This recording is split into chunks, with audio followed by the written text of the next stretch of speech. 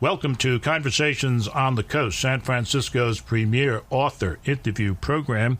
We are joined today by a woman, Mary Doria Russell, who is here to talk about her third novel, and that novel is called A Thread of Grace, published by our friends at Random House.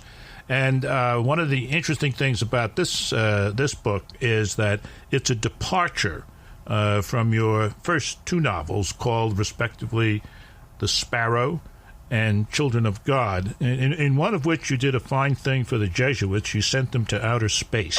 Yeah, and the Dominicans will tell you that's where they've been all along. Well, so will the Paulist fathers and a number of others. Yeah.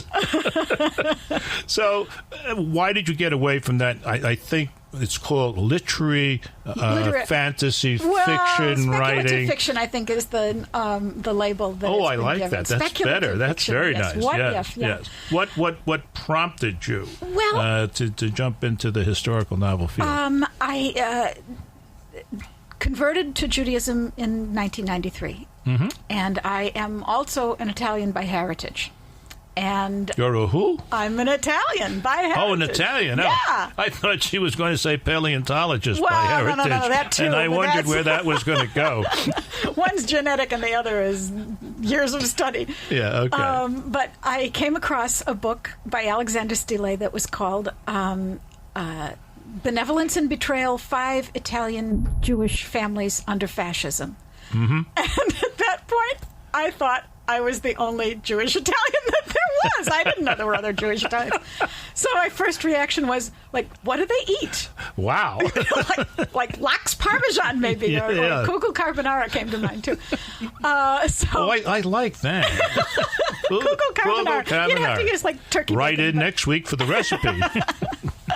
So I began reading about this, and in that book, there was a section called... It was about World War II and about the Italian Jews. Mm-hmm. First of all, I was absolutely amazed to find out that the Italians had rescued 43,000 Jews during a 20-month Nazi occupation. That's amazing. It's so far beyond. The Danes, God bless them, smuggled over 7,000 Jews to Sweden, where they were safe in a neutral country. But the Italians saved 43,000. It was possibly, very likely, I think, the highest survival rate in occupied Europe.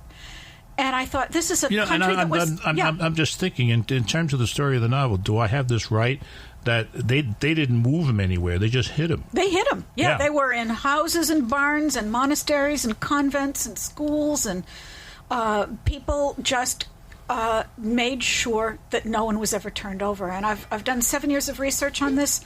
I have yet to come across a single instance where a Jew was turned over. And there were tremendous pressures on the Italians, bribes, enormous payoffs if you would turn somebody over, and horrific reprisals if Jews were found on your land. You know, if anybody wants to doubt the veracity of what you're saying, they can turn to page 429 of your book, where it is written that the Jews of San Martin Vestibile, in honor of the people of Valle Satura and Valle Gesso, and I'm probably murdering the... Valle Gesso. I'm sorry, Valle Gesso. Yeah. That there was this plaque. Yes, it was has been erected.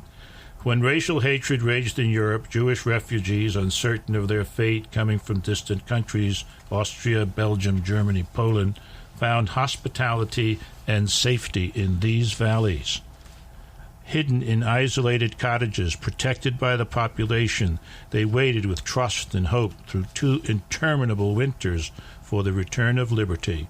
In homage to and in memory of those who helped them, those refugees and their descendants embraced the noble inhabitants of these valleys in brotherhood. Yes. That's really beautiful. Isn't it gorgeous? That is I really was beautiful. there with one of the refugees who survived because he had been saved by peasants in those valleys. And we found every person who was still alive who had saved Alfred Feldman and his father during those 20 months. Mm-hmm. And it was so amazing to me that when I marveled at the chances they took and the courage that they showed, always the answer was niente. nothing. And it was the nothing. ingenuity. It was nothing. Oh, absolutely. Oh, absolutely. the creativity. Yes. There are real Italian reasons for why this turned out the way it did. Come on. There's just some wonderful things which we will get to, including, among other things, converting the rabbi's house into a nice Catholic home with Madonnas and holy pictures all over the place. Absolutely, that sort of thing. And, renting out that home to the SS. Oh, what a nice idea. Which actually happened. I know a guy who did that, an Italian Jew who rented his house to the SS. And it was all well taken care of when he got back. A Thread of Grace is full of many unforgettable scenes, including one that took my breath away. And we're going to look at that one when we return. You're listening to Conversations on the Coast with Jim Foster. Now you can find this program on iTunes, SoundCloud, and all your favorite digital outlets. Follow the show on Twitter at JimFosterCoc and email JimFosterCoc@gmail.com. A Thread of Grace is the title of the book. It's a novel. Mary Doria Russell is the author. Random House is the publisher. And remind me later on to ask you about where the title comes from. Oh, sure. Because that's very interesting in and of itself. Publishes Weekly, the Bible of the book publishing industry, had some nice things to say. Yeah. Among which are the intensity of Russell's storytelling, her sharp character writing, and fierce sense of humor. There is a lot of humor in this book. Yes. Strangely enough. Yes. Bring fresh immediacy to this riveting WW2 saga. I love the way we write that these days, WW2 saga. Yeah. Okay. This is a worthy successor to high-caliber, crowd-pleasing WW2 novels like Corelli's Mandolin or The English Patient. I think it's way more fun than The English Patient, personally. Yeah, it really is. I like it better than The English Patient, frankly. Thank you. Say that louder into the microphone, please. I like it much better than The English Patient. Before we get to the scene that literally took my breath away, I want people to listen to some breathtaking writing, just a couple of small bits. This is an early description of a young girl, Claudette Bloom. Claudette Bloom. And it reads this way. Claudette bursts in, trousers slung over one arm, pale but calm. I'll change, she says. Give me 5 minutes. And this is her father. Claudette is nearly grown, her father writes. He's writing to his wife. Her father writes and turns the paper over. She's like a dolphin, Paula. The woman she will be surfaces now and then before submerging again into childhood's sea. That is marvelous, and it is so right. My son was 15 when I was writing that.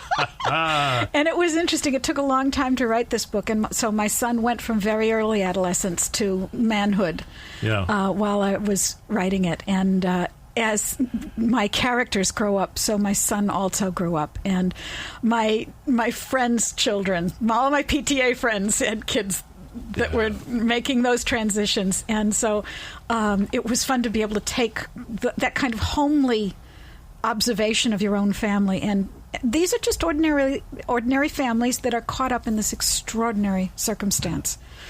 And the kids are still a pain in the neck, and they argue.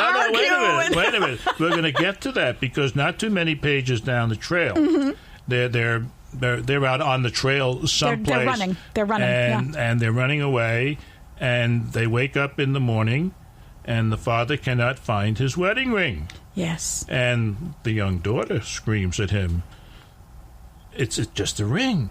It's not just a ring. It is the home he and Paula made during 16 years of marriage, his children's baby photos, mementos of his own youth. It is his orderly office and meticulously cared-for wardrobe, the reputation he built as an accountant, accurate and scrupulously honest. It is everything that was and is no more." Yeah. And that, and when you're on the lam, the way the Jews were at that time, In fact, I think it's just shortly before that they jettisoned a lot of stuff. Yes. And so here he has the ring, and he can't find it. Yeah, and it falls off his fingers during the night because his hands were cold. Yeah. And that actually happened to Alfred Feldman, one of the Jews that I met and who took me to Italy with him to meet the people who had saved him. That was his father's ring that was gone. Now, one of the main characters in this book is a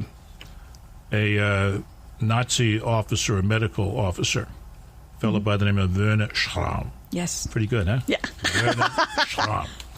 And he's deserted. Yes. Is what he's done. And he's hanging around in what town? Santa Andrea. Porto Sant'Andrea. Porto Sant'Andrea. And he's got a problem. And he wants to go confess his problem. And so he goes to confess to this priest who's the secretary to an archbishop or something like that. Bless me, Father, for I have sinned, he says, when he can speak again. I have murdered 91,867 people. Osvaldo, the priest, laughs. You're joking, this laugh says. You can't be serious. 91,000, he repeats, 867. Yes. The number is absurd, but Schramm does not laugh. He does not smile and exclaim, oh, but I really had you going there for a minute, didn't I, Father? He sits smoking, eyes tracking the flight path of a gull as it veers away toward the sea. Yes. He's terribly real at that point. And he goes on to express his role, that he was, I think he says, the doctor that to the left lived to the right. He did train duty at Auschwitz, and he was among those who were choosing which would live a while longer and which would die immediately. Perhaps the deepest truth in A Thread of Grace is that the greatest courage is often found in the simplest of people. We'll kick that one around when we come back. Okay. You're listening to Conversations on the Coast with Jim Foster. Now you can find this program on iTunes, SoundCloud, and all your favorite digital outlets. Follow the show on Twitter at JimFosterCoc and email JimFosterCoc@gmail.com. This is Jim Foster. It is Conversations on the Coast. Our guest, Mary Doria Russell, and her novel is called A Thread of Grace, about which an important local person, Karen Joy Fowler, who is author of the Jane Austen Book Club, says, Mary Doria Russell's fans, aren't we all, will rejoice to see her new novel on the shelves. A Thread of Grace is as ambitious, beautiful, tense, and transforming as any of us could have hoped. And one of the transformative elements in this book for me is how great courage, is expressed by the smallest, if you will, of people. And I'm thinking particularly about the story of the not-quite village of Santa Chiara. Yes. Okay? And they are people who are high up in the mountains, I assume, somewhere. And the neighbors have been cooking and cleaning ever since they learned that they're going to have some guests coming in. Yes. And no one among them has ever met a Hebrew, you say. But they've heard that Jews are educated and dignified and live in cities. That's right. And so they're, they were all going to get all excited about this. You're going to have guests. Suddenly, one dog after another goes into a frenzy. Barefoot children race to meet the visitors. Hanging faded aprons on pegs, the women of Santa Chiara follow, jamming fists into the pockets of hand-knit cardigans. Old men, ropey with muscle and rank with sweat, arrive last, but in time to see the visitors make the last turn. Surprise ripples through the assembly. Teresia's guests are not the august, bearded sage and worrisome boy they've all expected, but a sickly gentleman leaning on Tassila's arm. And Madonna, A girl in trousers. A girl in trousers, yes. Oh, my word. Yes, Albert and Claudette Bloom have been hiding up in the mountains for almost 2 weeks, and they had someone who was helping them who went to find help, and he has gotten lost trying to get back to them. So they've been up there by themselves, and eventually they have to decide if they will trust peasants. And they don't know. Albert is quite worried about trusting them because he knows that they have heard Christ killer rhetoric from the pulpit all those years, and he is afraid that they will believe all the terrible things that they've been told about Jews. But in Italy, it wasn't like that. There was a long history of Jewish population in Italy. The oldest continuously existing community in Europe is in Rome, right. And particularly in the north, people were completely assimilated, and everybody just was a regular person. They were all full citizens, just like in America today. And there was a lot of intermarriage as well. Yes, exactly, a 50% intermarriage rate. So they decide that they will have to try and trust somebody because they're going to die of the cold if they stay up much longer. And to their astonishment, when they are finally discovered by a peasant girl who has been leaving food for them but is scared to tell anybody because she's afraid that the Germans might find out, they are welcomed into this tiny village with open arms. Cloaked from neck to ankle like ancient emperors, peasant patriarchs enter next into the house. They settle on mismatched stools and chairs pulled close around the table. Drab and brown and tan, kerchiefed women follow, perching on the earthen platform that rings the room. Excited children run in and out, adding chicken cackle giggles to the murmuring of adults. What a scene. It's so happy and so... And it's right out of the experience of Alfred Feldman, whom I went back to Italy with. I mean, that's directly from his memories of how he and his father were welcomed. Well, if you can... perhaps think of a movie and that scene we just described, and you put some wonderful, pleasant music behind it. A few pages further on, there is the story of how Pierino loses his arm on the Russian front. The Soviet artillerymen loaded and fired over and over and over like clockwork executions. The bombardment went on so long Pierino could no longer remember a time before it began, or imagine a time when it would end. The entire Second Corps was destroyed before the ground attack began. Pierino saw the man who threw the grenade that crippled him. Wiping spattered blood and flesh from his face, he stared witlessly at what was left of his right hand and looked up to meet the Russian's eyes for an instant before the grenadier's own head exploded poppy red. Now, that's two very different types of power in the writing, but it's powerful in both cases. Thank you very much. And that's the kind of experience that you're going to have throughout this astounding book that tells a story that's never been told before. A Thread of Grace is the name of the book. It's a novel. The author, Mary Doria Russell. This has been Conversations on the Coast, and I'm Jim Foster.